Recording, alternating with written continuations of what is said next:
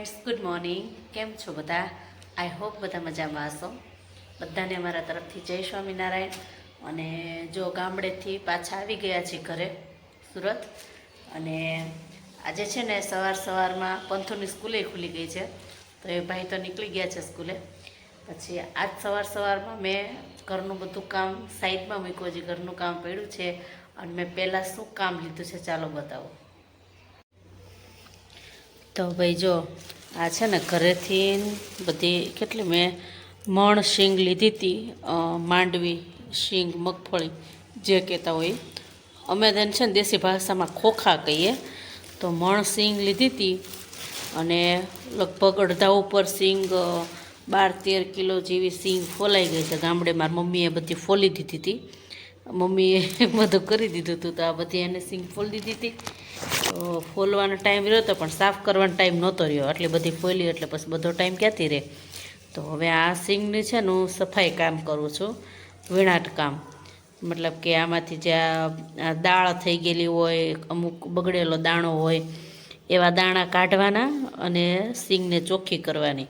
કારણ કે આવી દાળ બધી રહે ને દાણામાં તો દાણા ખરાબ થઈ જાય એવું કહેતા હોય છે. તો એટલે છે ને આ શીંગ સાફ કરું છું આજ સવારમાં ઘરનું બધું કામ મૂકીને. તો જો વિનાટ કામ કરી અને આવા દાણા અલગ કરું છું. દાળ થઈ ગઈ હોય એ, અમુક કાણાવાળો દાણો હોય કે ખરાબ થઈ ગયેલો હોય એવો. અને જો અહીંયા આટલી શીંગ મેં સાફ કરી છે, આટલી કરીને રાખી છે મેં. આ બધા દાણા ઘરેથી તપાવીને આવી હતી, પણ ભાઈ આપણે સુરતનું વેધર છે તો હવામાન ભેજવાળું હોય ને, તો જો આ બધા દાણાને હજી તપાવવાના છે. તો આ બધા દાણા પહેલાં સાફ કરીશ બધી શીંગને, અને પછી એને તડકે તપાવવા જઈશ ધાબા ઉપર. પછી એને ભરીશ. મણ શીંગ હતી અને પાછી કોરી શીંગ નસીબે આ વખતે તો બધાની શીંગ બગડી છે, પલળી ગઈ હતી ને, પણ અમને કોરી મળી ગઈ હતી પલળા વગરની. તો દાણા સારા છે. અને અમુકને એવું લાગશે કે આવી શીંગ કેમ છે, કારણ કે આ કાઠિયાવાડીની મોટાભાગની શીંગ છે ને અમે મોટા દાણાની જોઈ હોય છે. તો અમારી બાજુ છે ને આને અમે મઠડી શીંગ કહીએ, ઝીણા દાણા આવે પણ એકદમ મીઠો દાણો આવે, ગળો દાણો. તો અમે આ જ શીંગ, અમને એ મોટી શીંગ ભાવે જ નહીં, કારણ કે અમે લોકો પહેલેથી આ જ ખાધેલી, એટલે આ મીઠી શીંગ હોય છે. તો આ શીંગ લાવ્યા હતા અમે મણ, અને મોટાભાગની ફોલાઈ ગઈ છે. લગભગ 7-8 કિલો જેવા છે ફોફાવાળા ખોખા. એને પછી ફોલીશ, પણ આજે આ શીંગનું કામ ઉપાડ્યું છે. હવે બધી શીંગ સાફ કરીશ અને પછી ધાબે તપવા આવીશ. તો ચાલો બધી શીંગ સાફ કરી અને પછી તમને બતાવું.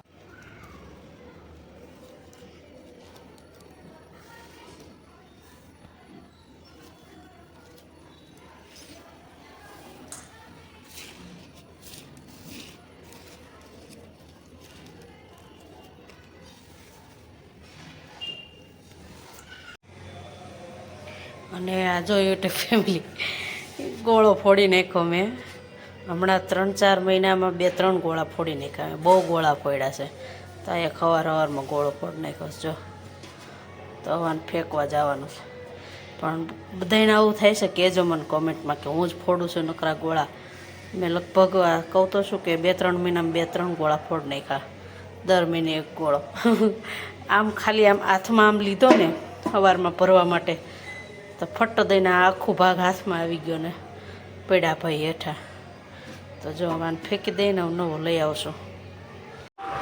તો ભાઈ આપણે શીંગ બધી સાફ કરી નાખી છે. જો આટલા દાણા સાફ થયા છે, આટલા દાણા નીકળ્યા છે. આટલી હું ગામડેથી ફોલીને લાવી હતી, મને મમ્મીએ ફોલી દીધી હતી. તો આને છે ને તડકે તપાઈ આવશું, તડકે તપાવશું પછી ભરશું, સ્ટોર કરશું. અને આટલી દાળ ને અમુક દાણો શું છે, કોક દાણો વરસાદમાં પલ્લી તો નહોતી પણ જમીનમાં હોય એટલે ક્યારેક કોક દાણો ઉગી નીકળ્યો હોય, કોકને સેજ ડાઘ પડ્યો હોય. તો આ એવી આ એ છે. આને તો છે ને સરખી રીતે તપાવી પછી દળી નાખશું. તે બધી સારી જ છે શીંગ, પણ આ દાળ ને એવું હોય ને તો બગાડે વધારે. તો આને છે ને તપાવી અને સરસ મજાનું દળી નાખી છે. એટલે શું કે 11માં મોરૈયામાં અને શાકમાં અને બધામાં યુઝ થઈ જાય. બરાબર. અને જો અમારો દીકરો આવીને ખાવા બેસી ગયો છે. ખાઈ લીધું? મોજ. આજે એની ફેવરિટ વસ્તુ હતી, ડાયરેક્ટ ગરબું લઈને ખાવા બેઠો હતો. જો હાથે ખાવાનું હોય એટલે આવી રીતે ખાય.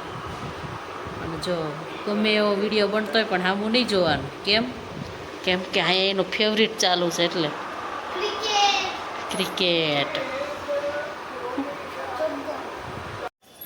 તો જો અમે મમ્મી અને દીકરો બેસે ને જઈએ છીએ ધાબા ઉપર સિંગ તપાવવા માટે.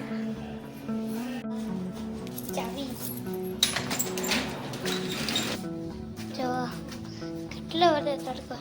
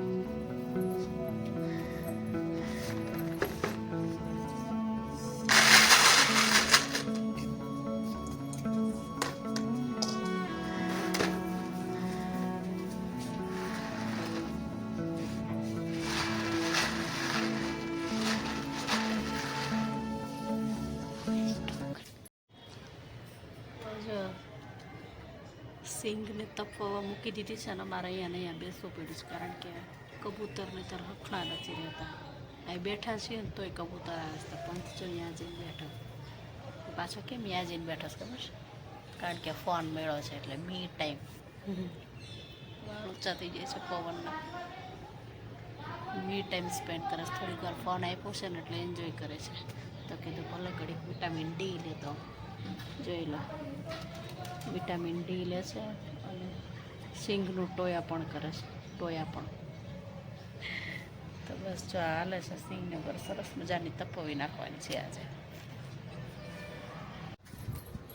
જો ધાબા ઉપર આવ્યા હતા ને તો કીધું તમને બધાનો વ્યૂ બતાવું, અને સરસ મજાનો ટેરેસનો વ્યૂ. ચાલો બતાવું. સરસ મજાનું ધાબુ છે અમારી બિલ્ડિંગનું. પાછળ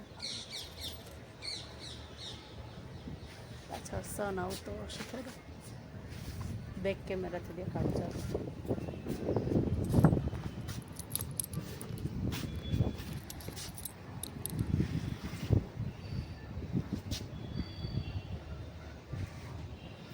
અહીંયા પણ તો ભાઈ બેઠા છે ખોખાટોવા.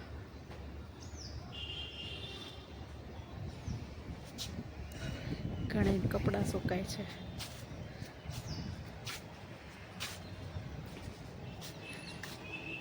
અને આ અમારો વિસ્તારનો વ્યૂ છે.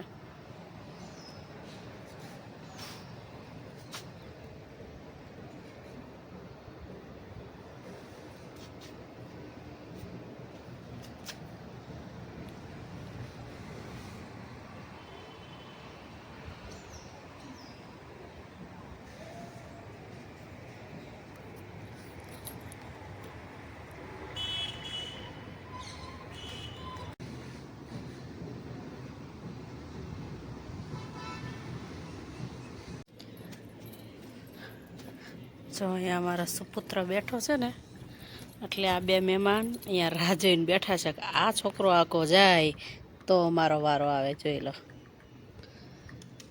રાહ જોઈને બેઠા છે. પેલા ધીમે ધીમે ધીમે આ બધા આંટો મારી જાય છે. પંથો અહીંયા આવીને બેઠો ને એટલે બધા અહીંયા જઈને બેઠા બધાય. જોઈ લો, ઘણા બધા મેમ્બર છે. આની રાહમાં બેઠા છે, આની રાહમાં કે આ છોકરો આઘો જાય. આ છોકરો તો અમે કંઈક કરવી કા તમારો વારો. તો અમારો વારો આવે. પણ આ છોકરાના 5 વાગ્યા સુધી હળવા દેવા નથી. આ છોકરાને અહીંથી 5 વાગ્યા સુધી હળવા દેવા નથી. તમારે જે કરવું હોય તે કરી લો. જો કેટલા બધા બેઠા છે. આમ છે ને હમણાં થોડુંક દૂર બેઠા હતા ને, અહીંયા છાંયડે બેઠા હતા ને મા દીકરો, તો એવા ધીમા ધીમા ધીમા પગલે આવતા હતા. મજા આવી જોવાની. પણ એમના માટે નથી. સોરી યાર. બસ આ ભાઈ અહીંયા આવીને બેસી ગયા. લે લે બેટા. ચાવી ગઈ. તડકો નથી લાગતો? તડકો નથી લાગતો કેમ ખબર છે? આ ફોન છે ને ના, એટલે કંઈ નહીં, હાલ વિટામિન ડી મળી જાય બીજું હું. તો જો આ પકડિયામાં હતી ને એટલે સિંગ બધા બાટલામાં ભરી લીધી છે. બોટલમાં ભરીને તો એમ કે સારી લાગે, સારી રહે સોરી. તો આ બધી સિંગ ભરી લીધી છે. આ બોટલ થોડીક અધૂરી છે ને એ ધીમે ધીમે સિંગ ફોલી અને પૂરી કરી દઈશું.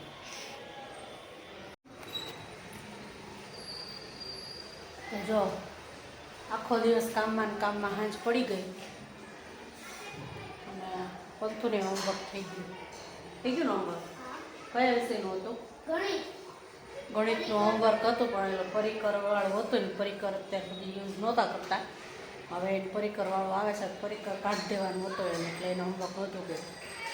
તો આખો દિવસ સિંગમાં ને સિંગમાં નીકળી ગયો. બસ પરથી આવીને સિંગ ભરી બધી, પછી કાઢી દીધું પરિકર, પછી એને હોમવર્ક કર્યું. મારે આખો દિવસ આમાં ને આમાં વહી ગયો. હવે સાંજ પડી ગઈ, રસોઈ બનાવવાની તૈયારી થઈ ગઈ. બધું ભાઈ શું બનાવશું જમવામાં? ભડથું. હે? ભડથું. ભડથું? અમારે પંથું ખાવું છે ભડથું. ભડથું ખાઈશું. પપ્પા આવે એટલે પૂછી જોઈ. બરાબર? હું જમવામાં બનાવવાનું આજ? હે? આજ જમવામાં હું બનાવવાનું? શું બનાવશો? જે ખાવું હોય એ. આવું લાયા. પપૈયું. યસ. હું બનાવવાનું? શાકભાજીમાં શું કર્યું? ના તમે કોને જે નક્કી કર્યું હોય એમ કહો. ભડતું.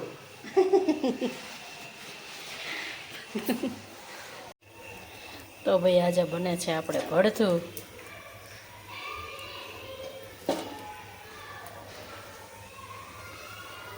રીંગણા શેકવા મૂકી દીધા છે, પણ તો ભાઈએ કીધું હતું ને કે ભડથું.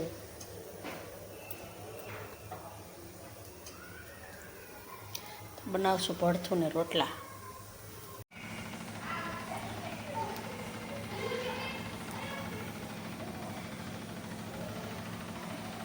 ટમેટા શેકું છું, મરચાં શેકું છું.